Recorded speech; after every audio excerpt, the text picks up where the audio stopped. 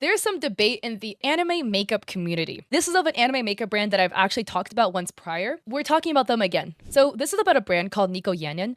I've talked about them prior. They do anime-inspired makeup, Bridgerton-inspired makeup, basically like popular media, essentially. They have a lot of really popular products. They've gone viral many, many times on TikTok. They have 1 million followers on TikTok. So there was this video. I wake up every day wondering, will I get on here fighting for my life again today? And yes. So the video is posted by an account called Bun, and they kind of have like a slideshow format. So the first slide was titled, "Is Niko Yan a scam?" Yes, this makeup is only worth 80 cents, but there's a catch. And they attach a screen grab of 80 cents to $4.80 being the product. Yes, today is one of those days. Somebody made a video about my brand. It's about me because if it's about them, nobody listens. Excuse me if I'm being rude or blunt in this video. I'm just pretty much tired of having to repeat over and over and over again, even when I'm showing literal proof throughout these years. This will be the last time I'll be addressing it. First, let's talk about the jelly lipsticks. The slideshow is titled, "Niko Yan is a huge scam. The makeup is only worth 80 cents, but there's a catch." White labeling is when a company buys a generic pre-made product from a manufacturer that allows them to add their own logo or design on it. So, hypothetical example, a brand just has orange juice and you slap some logo on it. It seems that Niko Yan buys from a supplier like Alibaba who allows resellers to choose the colors in a palette, choose names for them, and print their logo or art on the cover, which is something that Alibaba offers. It's a website where you can order from overseas manufacturers in China and you can buy anything, really. Anything you put your mind to, even makeup, and they will sell makeup products. So you could buy like an eyeshadow palette and then you can ask them, hey, can you change the palette to pink and can you put my name on it, you know? It's important to note that she doesn't even make the art herself. She pays Fiverr artists $100 to make the designs that she pays overseas factories to print on a box. She then makes thousands of dollars from reselling cheap makeup with other people's art on it, while the artists get no further profit from the process. Also below is a screenshot where you can see there is like a $60 Fiverr order in 2020. Of the 10 plus products I viewed on her website, all of them have exact matches on Alibaba. So one being a diamond highlighter listed for $21 that Alibaba lists for $2. One being like a black lipstick for $21 that on Alibaba it looks like it's going for the bare minimum to $1.80. Some jelly lipsticks listed for $26. This is now in New Zealand dollars. Another product, $21 that's listed for maybe $1.50. If you want to pay an extra $50 just to have cute art on the box, go for it. But I believe it's essential for people to make educated decisions and be informed on what they're purchasing. These brands aren't always what they seem to be. This is not a small artist creating makeup. This is somebody printing other people's art onto 40 cents makeup for profit. Purchasing the original blank palettes directly from Alibaba for 80 cents has less environmental impact and saves you money. You don't need an anime girl printed on the box. So then Niko starts talking. First, let's talk about the jelly lipsticks. I designed these in August 2023. This was my original design. People didn't like I matched colors with their zodiac sign, so I had to change it to a more broad design like this. And so these are the first round of samples that I got, and I hated it because it was not the blue that I wanted, and it also doesn't have the transparency on the bottom part that I asked for. The factory said they can't do it, but I was very persistent, and somehow they finally managed to do it. As you can see, this pen compared to the one on the picture, it's very similar, but they cannot copy the exact same. I had proof when I first designed it, but do they? Now let's talk about the lip gloss tubes. You found a similar Autocomplete side note too, and this is something that's really sketchy that manufacturers do. I've worked with these manufacturers before. Not her specific manufacturer. I don't know who her manufacturers are, if she uses them, but from my experience, there have been cases where you will come up with an original product for a manufacturer. Like you have an original design. You work with the manufacturer to make the original design. Then the manufacturer will take it and turn around and sell it to other people without you knowing. So I'm not saying this is what happened in this case specifically, but I'm just saying that just because you see a manufacturer sell, I don't know, like a bottle, a container, or even a product, it may not mean that the manufacturer made the product first and that the other person basically white labeled the product. There have been cases where manufacturers are a little sly, trying to make some money on the side. They take your product and they sell it to other people. It happens. It does happen. Now, I'm not saying this is this case specifically, right? It does look like she has showed us proof that she has designed the tube for the jelly lipstick, etc. tube, but there are so many on Amazon. You can also find them in wholesale websites because they're just tubes. Now let's talk about this slide. There is actual real manufacturers on Alibaba, but then there's also sellers that steal other people's design, which happened to me 3 times. 1, my Morbid palette. 2, my Paradise palette. 3, the clear color changing blush. They said it seems like I'm buying from websites like Alibaba. It's called having a manufacturer. Sometimes they send me samples like this, where the formula is chalky and it's clumpy. As a brand owner, I can't sell this, so I pay extra money for samples and remake over and over again until I'm satisfied. Samples can cost up to $300 each time, but if a formula is already perfect when they send it to me as a sample, that is when I put my brand name on it. This process is called white labeling. Yeah, I do want to say on the manufacturing process, this is again something that happens in the manufacturing process where, like she said, companies will send samples. So the manufacturer that you've worked with in the past, they sometimes will mail you samples being like, hey, here are some new products we have. What are your thoughts on it? Do you want to work with us to produce them, etc.? You can choose to say yes. You can also choose to say no. This runs into a whole separate issue, which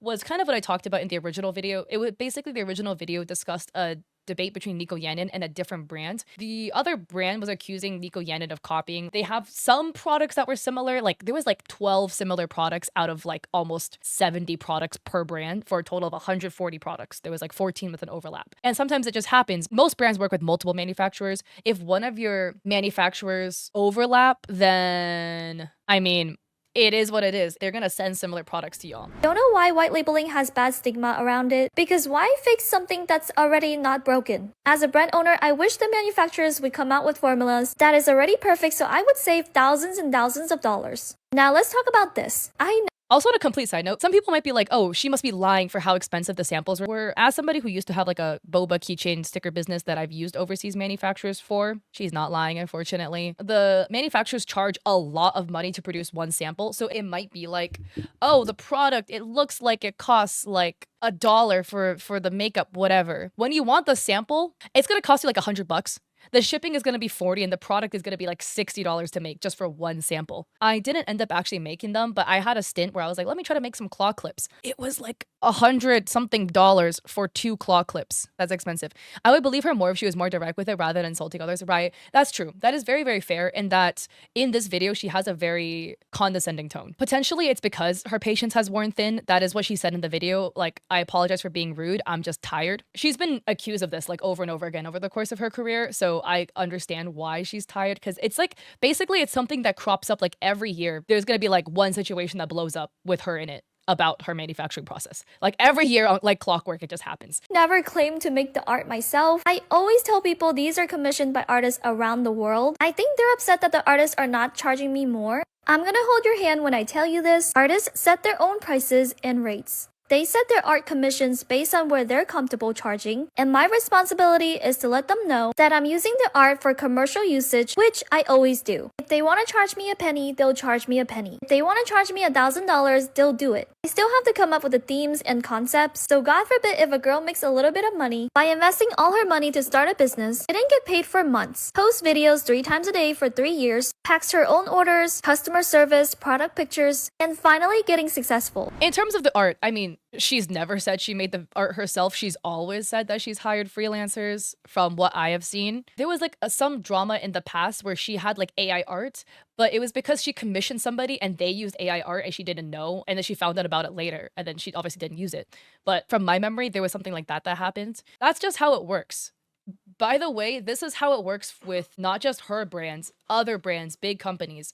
They hire freelancers to make art. They will pay a commercial usage fee. They'll be hypothetically like, hey, I'm gonna make a makeup palette. I would like art of an anime cat girl to use on the front. What is your price for this, for me to put it on an eyeshadow palette for sale for profits? And knowing this, the artist will charge a fee, a price, a one-time flat fee. The artist will be like, it's $100, it's $1,000, it's $5, whatever the artist chooses to price it. And she will be like, cool. I'm not saying her specifically, but just generally speaking, right? The person will be like, cool, here's the money. Then you get the art and then you use it within the realm of what you paid for, which is for profit on an eyeshadow palette. That's just how it works. And then people basically are going back and forth on this situation. So commenters are saying, y'all can't buy from anyone if you think what she's doing is wrong. If this is wrong, stop buying from every brand. Well, part of the math isn't mathing. This is how businesses are run everywhere. H&M, Hollister, Hot Topic, etc. And then Bunny, who made the video, says, I don't see Hot Topic pinning false racism allegations against people and fostering a server environment where they collectively dox and harass people. I haven't seen that. So another commenter says, TBH, as a small artist, I can't even see why this is wrong. Like, she doesn't even even say once she creates the formulas or draws the art herself, she just pays to put her brand on it, which is totally fine. Isn't that basically what all brands do? Then Bunny says, watch my newest vid and comment on this again. And then Jumbo says, why not repost Bunny's vid if you're gonna admit to everything she accused you of? And Bunny says, screaming at this one. And then somebody else says, here's the thing, you don't need to address it. By doing this, you send your followers her way. The only reason people come to your page is because people went to hers and threatened her. You're a big creator, you'll be fine, but her, get a life. A lot of people also debate about the ethics of this, about like people responding to accusations if they're a bigger creator when the person accusing them is smaller. Bunny's not particularly small though. They're at like 96K. They got, I think, hacked once or something. They had a bigger account and then they lost it or something like that. And then another commenter says, these are some brand damaging accusations and lies. Of course she's gonna address it because it could and clearly is harming her brand. This brand is her life. You would defend yourself too if you were accused of a big lie, wouldn't you? I'm curious about your thoughts. A lot of people debate being like, oh, well, you shouldn't respond because you're a bigger creator. Niko Yan has 1 million, Bunny has like 100K. So Niko Yan's like 10 times bigger on TikTok. But the other side is, well, if it's brand damaging accusations, you kind of have to kind of respond. So this is the recent video. I'm sick of tired of pretending that she is. Let's just jump straight into the objective facts of the situation. What happened, what didn't. Fact number 1. People request me to make videos on sellers on TikTok they see that they believe are either dropshippers or are being dishonest or purposely vague about where their items and their products come from. Objective fact number 2. Yeah, that is true. That's Bunny's content, basically. Bunny will kind of like investigate sellers and kind of like be like, oh, you know, is this seller authentic or is this seller selling like drop shipped items and just upmarking the price with no additions to it, essentially. And from my memory in the past, they kind of had a situation with another seller who like got their account deleted or something like that, which is why this is like version 2 of their account. Number 2, I made a video fulfilling this request. All the videos said was Niko Yan uses a process called white labeling. She's not a dropshipper, she is a white labeler. This process is called white labeling. Don't know. This is what white labeling is. This is how she sources the art for her products. That's it. No matter what she wants to lead you to believe, that was it. Fact number 3. I was scared to make this video because she has an extensive history of targeting and attacking smaller creators who dare to speak about her business practices. Although she does claim herself, states herself multiple times that she uses white labeling. This process is called white labeling. Don't. If anybody else even tries to make a video about it, she will attack them. There was a situation a while back with a small black-owned business where they had a bit of a back and forth about stealing designs.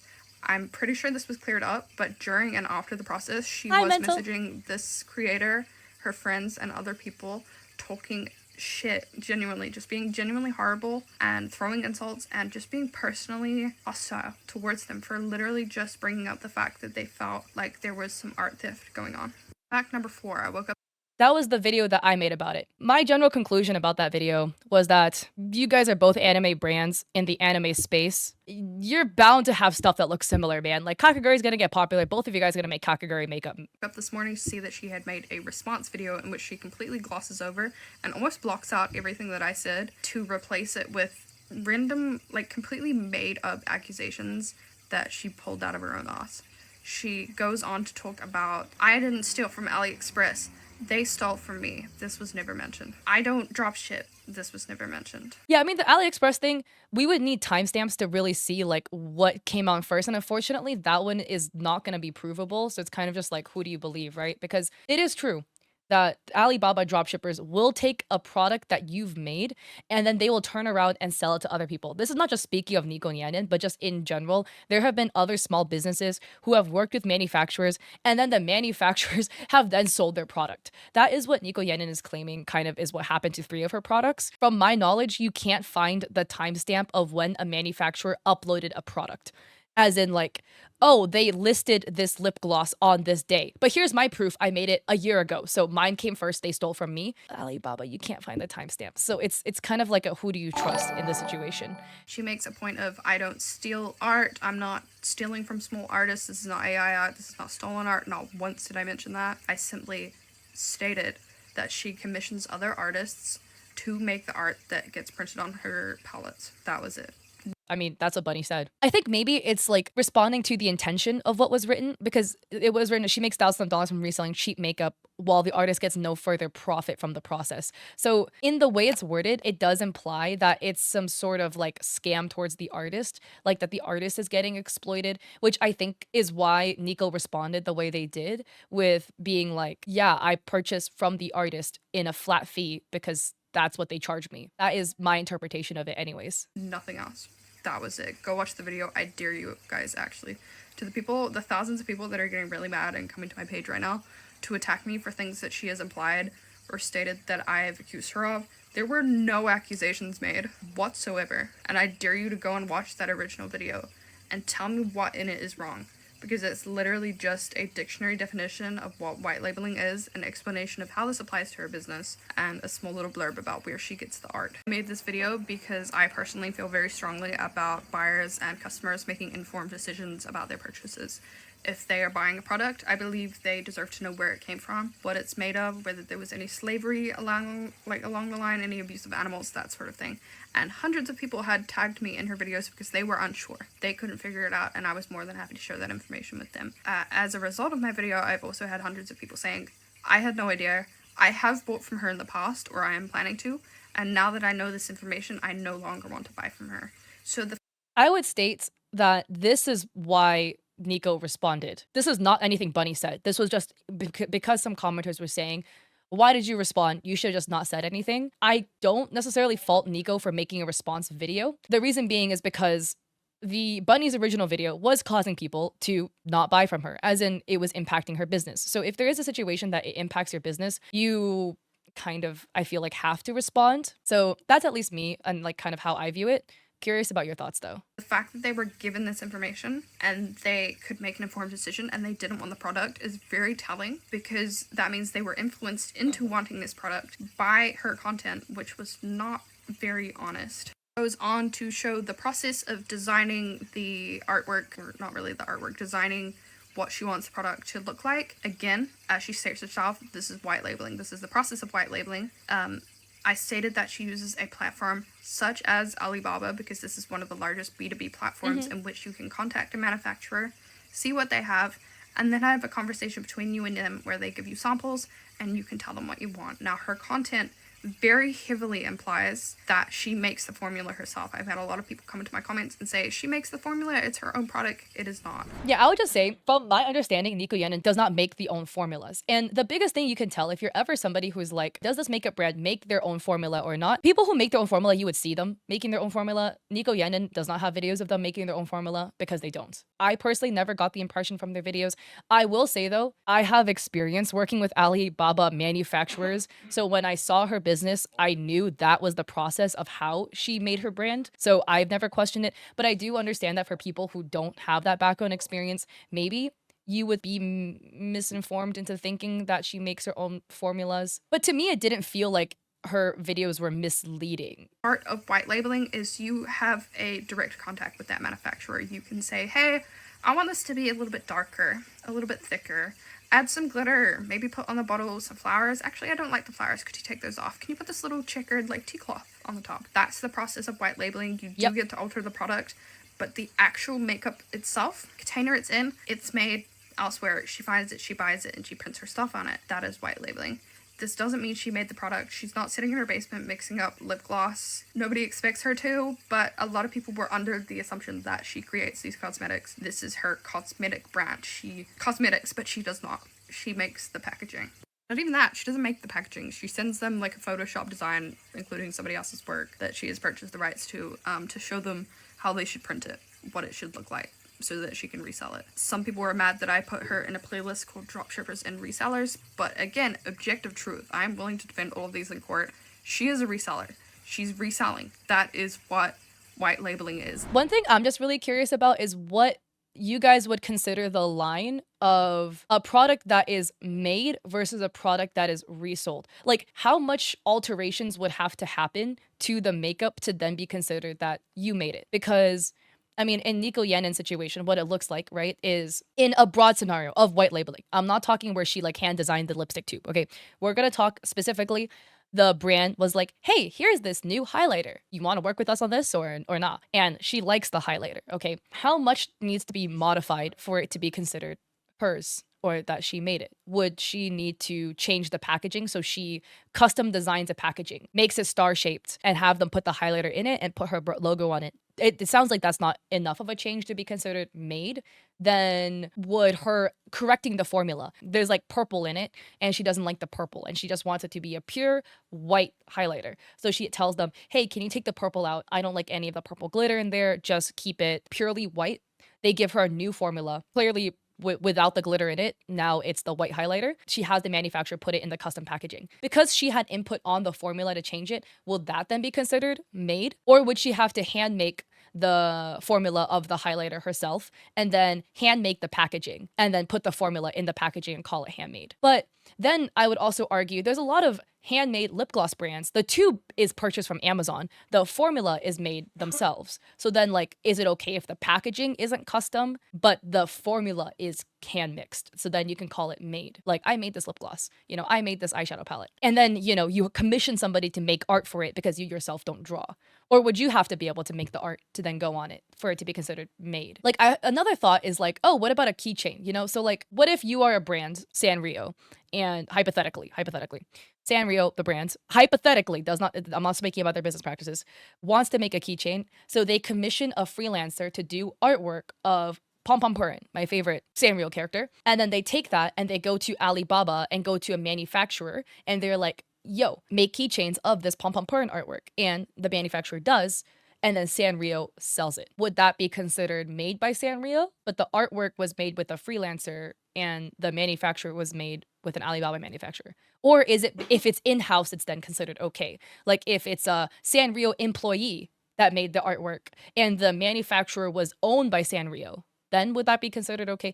I'm just very curious onto where the line is drawn. I would say that like when people drop ship a product, literally change nothing and then sell it as their own, and they mark it up hella and they claim it's theirs when it's not, I would say that's disingenuous. There's many people who do that. They'll buy like little crochet, oh my god, that's pissing me off. They'll buy crochet like flowers and stuff and they'll sell it for $40 and they'll be like, I handmade this crochet flower and it was bought off AliExpress for like $3. And dropshipping crochet stuff is already like another level of bad because you can't manufacture crochet. Like somebody had to make it. So there's labor exploitation that's happening in the process. Crocheting is really time consuming. So somebody is not being paid fairly to make that crochet flower that was being sold for $3. I consider that really, really disingenuous because you're lying and saying you crocheted it when you did it. You bought it off somebody. You're giving people the impression that you made the crochet flower when you did it. Then there's the other divide as well with jewelry makers, right? Who will buy charms off of Temu and other sites, and then they will assemble it. So they'll take the charm and then they'll attach the charm onto a necklace and then they'll charge you X amount for that.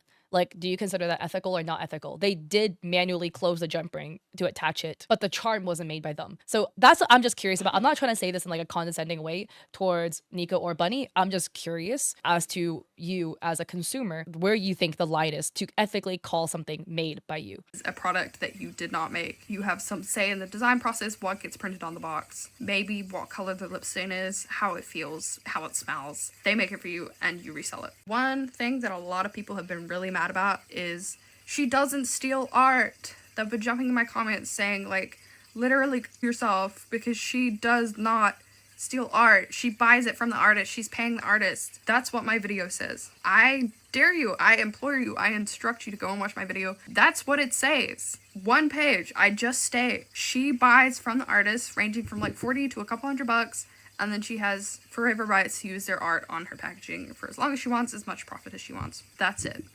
There was no opinion. Maybe because it comes off as implying Niko scams artists, right? Implying that the artist should have been paid more. That's why people feel this way. People are just interpreting things the way they're going to interpret it. That's it.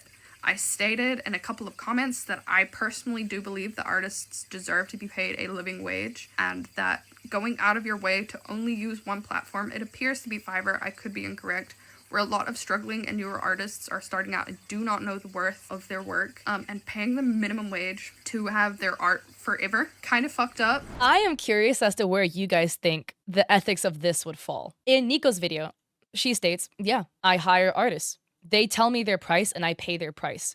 If they charge me a cent or if they charge me $2,000, that is their price and I'm just paying their price. I'm curious as to how you feel about ethics in a scenario like that, where an artist sets a price that might potentially be considered objectively low for what they're selling, and you pay them the price. Is that ethically okay? Let's say they're charging, I don't know, for commercial rights for an anime art piece to go on the cover of an eyeshadow palette. Let's say hypothetically an artist is charging $25. That is the rate they set for this, for profit, for you to take the artwork and sell it on as the cover of your eyeshadow. And then the buyer, random makeup brand, looks at this artist, likes their artwork, sees the artist price is $25 for commercial usage, and they're like, wow, the stars align, I like the art, and you're very cheap. I'll pay you the $25, they get the art and they use it. Is that ethical? Or should the makeup brand who is in their head, maybe, I don't know, insert another hypothetical rate, like maybe what would be considered ethical is $100 for the artwork. Should the artist be like, oh, I know that you're charging $25, but I'm gonna pay you $100 because I think that's fair. If you pay somebody the price that they're charging you for something, I think that's fair, but you could do one better by paying more. If somebody invites you to their house, you show up empty-handed just to show up. That's cool. That was what was expected of you. But if you show up to their house, they invited you to their house for dinner, and you come with wine and flowers, that's going above and beyond. You're the goat for that. So there's like the expected, and then there's the going above and beyond. And it's kind of just what do you want to do with it? Just curious on your thoughts. I would rather support a business that has direct collaborations with artists in which they get paid for the sales, including their artwork, or a percentage of the profit that is made using their artwork. But that's just me. You don't. Yeah, I actually, on this, I personally disagree with paying for a percentage of the artwork for two reasons. One, because it's just a lot of work to track that, as in like as a brand, you already have so much. And when I ran my brand, I didn't have that issue because I made all the art myself. So I didn't have to deal with like outsourcing labor to other artists. But it's just a bunch of work to keep track of that. Like every single month, okay, this palette has this many sales, so this percentage goes to the artist. Two, from a brand perspective, it feels very limiting because sometimes you have a product and the product doesn't sell well. So then you discontinue the product. So then what kind of happens in a scenario like that where the artist is to be paid a percentage of the sales, but the product somehow, some way, maybe it was the artist's fault, maybe it wasn't, who knows, right? But somehow the sales flopped. So you have to discontinue the product. Now the artist is screwed because the product isn't sold anymore. Option number 3 also is for the artist side, for the artist's safety. I personally wouldn't want an artist to be essentially enslaved to the sales of my product that they have no control over. Because a product can make sales through many different means, but the cover of the product, like if it's a book, the cover of the book, if it is a makeup palette, the cover of the makeup palette has an impact on the sales, right? With a great cover, you're gonna get more sales. But marketing has a big chunk too. So if Niko Yan has a product and she just never makes videos about this eyeshadow palette, it's just not going to get sales, no matter how great the eyeshadow palette is or the artwork is. So a lot of the sales is not directly in the artist's control. So then to be kind of like restricted to how much money you earn based on the whims of the other person and how much they want to post about it, I feel like can potentially lead artists to get scammed, because then you get a scenario where the artist is like, well, you only made one video about my palette, so my palette, only 10 palettes sold. So I'm only making like $1 from this or whatever, right? That's not fair. So maybe the happy medium is you pay the artist a flat fee and then a percentage on top of that. I just personally feel like the easiest way is just flat fee, point blank period, which industry wise is typically what happens. Most of the time in industry, it's just flat fee. That's it. The sales, you don't get a percentage of it. Is that fair? That's also up for debate as well, right? Different people have different interpretations. I have to agree with that, and that was not stated in the video. So I don't know why, when she originally responded, she started rambling off about how I'm calling her an art stealer and she's not, and she needs to clarify it. She needs to beat these allegations of being like mistreating artists. Nobody said that. The video doesn't say that. In short, this is a pattern. She does this a lot. If you came from her video and you were misled into believing that I said these things about her or that this actually happened, it didn't. Nothing that she addresses in her video is even relevant to what was said in mine, except for her admitting and agreeing that she is a white labeler and that she pays artists. Everything beyond that was not stated, was not implied, was completely fabricated by her and posted in a way that made it seem like I was attacking her with these accusations. There were none made. So if you're here and you were misled, I'm sorry. If you continue to attack me for things that weren't said, honestly, okay, hey, stick around if you want. We have a Discord. But yeah, Welcome to the newbies. And again, I don't send hate to Bunny or Niko or anybody involved in this for that matter. That's just being a Lolo. White labeling is a business practice where one company provides a product or service to another, who then rebrands it under their own brand name. But Niko Yan designs their own products and asks their manufacturer to make it rather than going on Alibaba, then finding a product and just slap their brand. There seems to be a lot of confusion on what I do, but let me show you some examples on what is white labeling. Let's say you want to start a small business where you don't have a lot of funds and your budget is limited, but you want to release lip oils. So you buy some samples and you say, this is good enough. Don't change the packaging and you don't change the formula or the scent of it, the consistency, the texture, the opacity. You leave everything as is. So if another brand wants to do this, chances are you guys will have the same products. Because ultimately it's a pre-made product. Let's say this is your logo. You put it on and you say, okay, I'm ready to sell. This process is called white labeling. Next is more of what I do. This is called custom labeling. I wanted to release a lip gloss palette, so I come up with the shades and the color story. Because this is a mixing palette, some shades needs to be more pigmented and some shades needs to be sheer. So that way if you don't want your gloss too pigmented, you can mix with the sheer shades to create something that you want, while at the same time gotta make sure that the gloss is not sticky. After I approve the shades, the consistency, the texture, the scent, the opacity, the color combinations, and now the packaging. This is 3D printed to see if I like the size first, which I do, but I don't really like the plastic. I want the packaging to be a little see-through, not like this. In order to have that customization, I have to pay $5,000 extra. And so I did. I don't regret it because I end up loving it. And now let's talk about the front cover. Which, by the way, nobody accused her of lying about this. But in case people think this, she's not lying about the pricing. I've worked with custom manufacturers and I've in the past tried to ask them to do really custom things. It is extremely expensive because the reason is the manufacturer has to make custom molds if you're trying to make extremely customized products like clear casing, whatever. In my case, liquid boba keychains that had a custom shape. They charge you to make that mold. So you'll get charged the $5,000 it cost them to make that brand new mold for the design, the specific design that you want. And then they go around and use that mold with other people, but they don't charge them the $5,000. So is that fair? I mean, I guess he didn't pay for exclusivity, so I guess they just do that. I was quoted $10,000 actually. It's really expensive. So I'm only saying this to say, you might look at this and be like, well, you just asked for the cover to be clear, so that's it.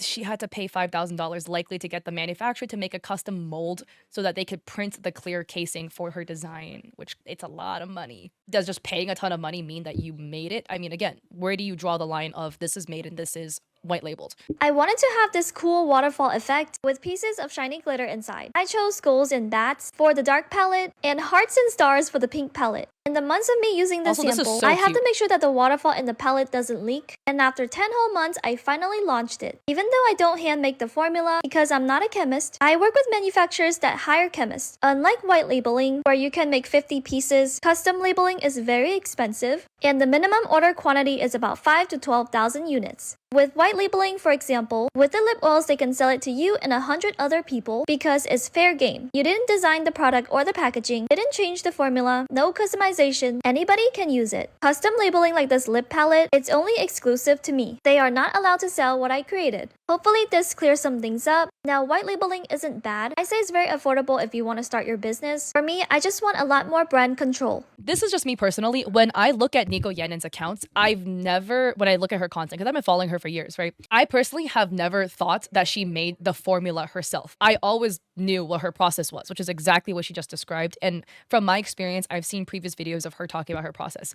But again, because I have a background experience in manufacturing products, I do come into this with a bias. I can spot it from a mile away when you're white labeling, when you're custom labeling, when you're dropshipping. I can tell. So for a brand new consumer who does not have this knowledge, would you potentially be, I don't know, misinterpreted into thinking that the product was handmade by Niko Yan herself? I don't know.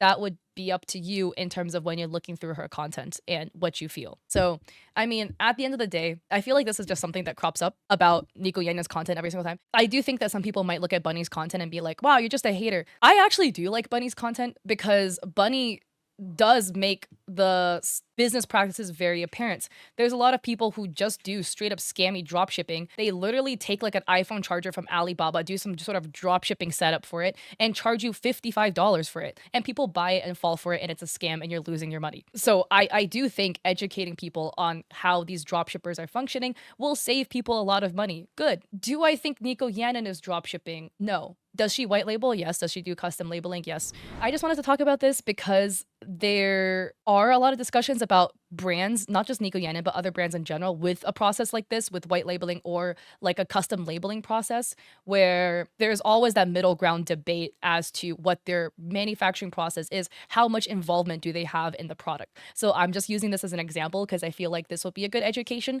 for people who don't know like products, and then you could take this information and then do with it what you will, as in buy her product if you hear the process of how it's made and you're still down. Don't buy it if you don't want to. I see both sides on this. It's just kind of how you feel. Don't leave hate comments because boo. At the end of the day, like a lot of people are sending hate back and forth between these two creators